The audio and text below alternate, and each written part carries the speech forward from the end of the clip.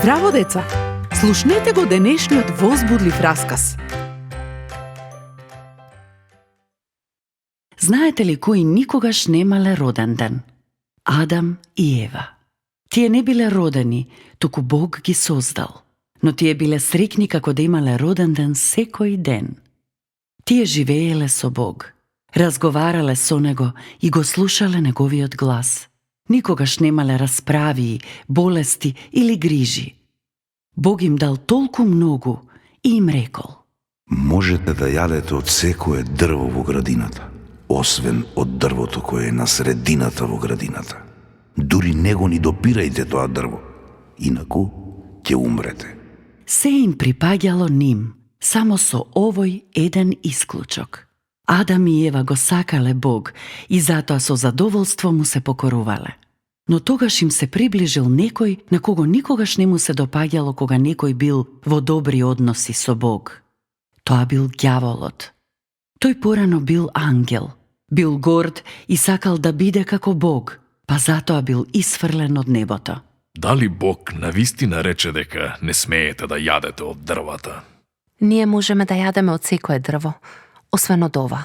Воспротивно, ќе умреме. Нема да умрете. Божиот непријател е стар лажго.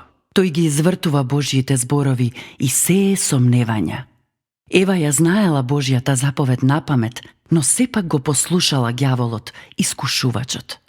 Кога го погледнала плодот на дрвото и се допаднал, па набрала, јадела и му дала и на Адам, кој стоел веднаш до неа. Непослушноста е грев, а гревот носи ужасни последици. Веќе ништо не било како порано. Адам, каде си? Кога Бог ги викнал, тие биле исплашени, па се скриле од него. Почнале да се обвинуваат еден со друг. Гревот не прави среќни и праведниот Бог морал да ги казни. Платата за гревот е смрт. Тоа значи дека ние сме одвоени од Бог за секогаш. Адам и Ева морале да заминат од рајот. Се случило најлошото можно нешто на светот. Гревот дошол во светот. Од тој миг секоја личност е грешник. Но Бог е љубов. Затоа уште тогаш ветил Спасител. Спасител кој ќе го земе нашиот грев врз себе и со тоа ќе ни даде нов почеток.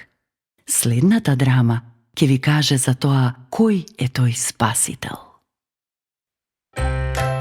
До следното слушање. Ако сакаш да не контактираш или ако имаш прашање, пиши ни на radio7kids@gmail.com. Чао!